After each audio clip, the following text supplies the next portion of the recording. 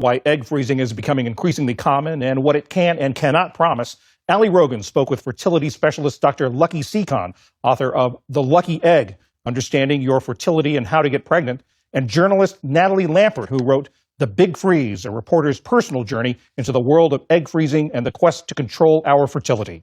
Thank you both so much for being here. Lucky, let's start with you. What is egg freezing and why do people do it?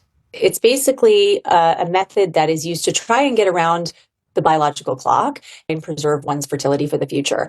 And what you're essentially doing is the first part of IVF. It involves two steps: stimulating the ovaries to try to get multiple eggs to mature. And then the second part of the process is called an egg retrieval. We're extracting the eggs and then we look at them under the microscope, and any of the eggs that are mature, we know could one day be possibly fertilized by sperm successfully. So those are the ones that are frozen. And then those eggs can remain frozen indefinitely. They don't change or degrade over time.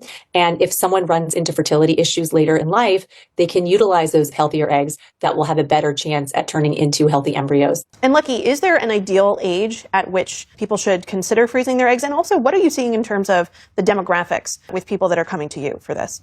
Well, the simple answer is the younger, the better, right? Whenever we crunch the numbers and look at the data, the two most important variables that predict success are how many eggs are frozen and at what age it was done.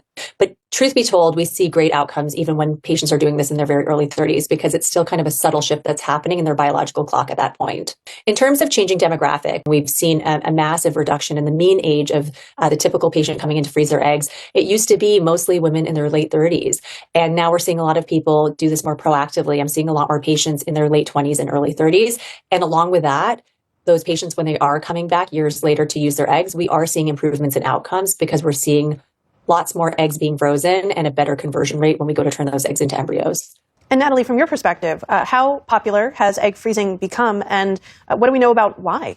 So initially, egg freezing was done only out of medical necessity, mostly cancer patients who froze eggs before undergoing chemotherapy, which can leave a woman sterile. But egg freezing very quickly moved beyond doing it for medical reasons. In 2009, 482 healthy women in the US froze their eggs. And in 2022, nearly 23,000 did, which is something like a 4,000% increase in just over a decade. So a few things contributed to this. First, in 2012, the American Society of Reproductive Medicine removed the experimental label from egg freezing. And then in 2014, Apple and Facebook announced that they would cover the cost of egg freezing for female employees, like thousands and thousands of dollars per person.